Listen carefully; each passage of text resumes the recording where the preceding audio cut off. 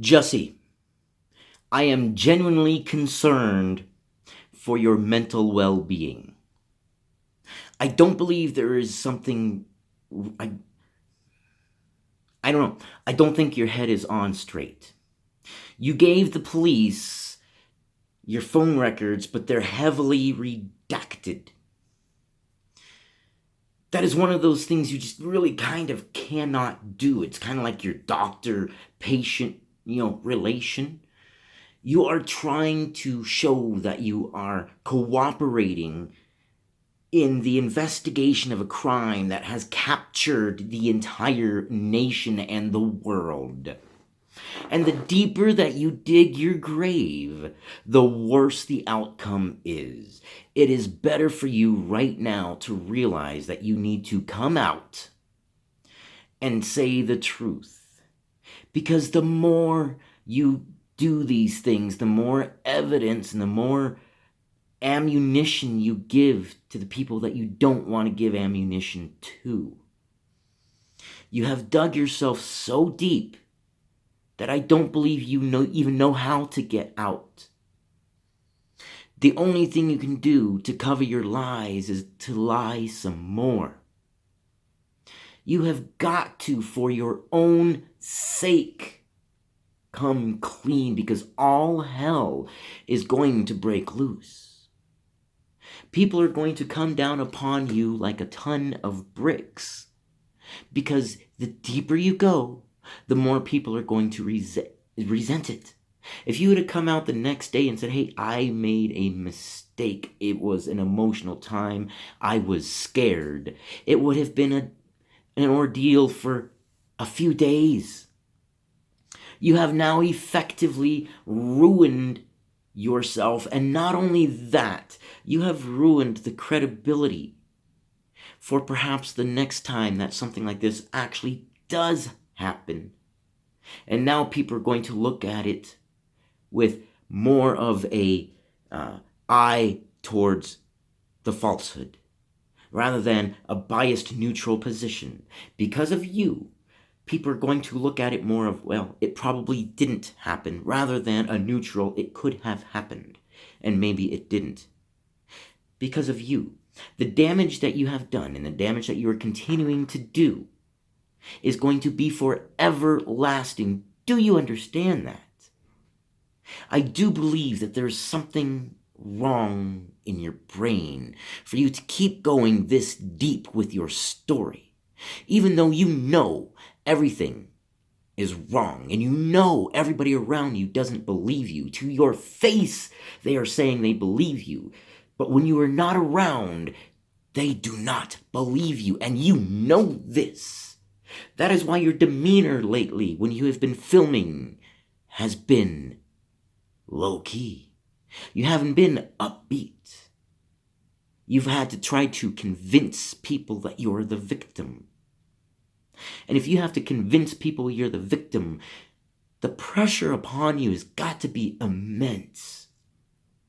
Remembering everything has got to be driving you crazy.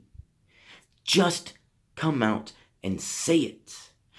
We can forgive you eventually. At some point, the world will forget.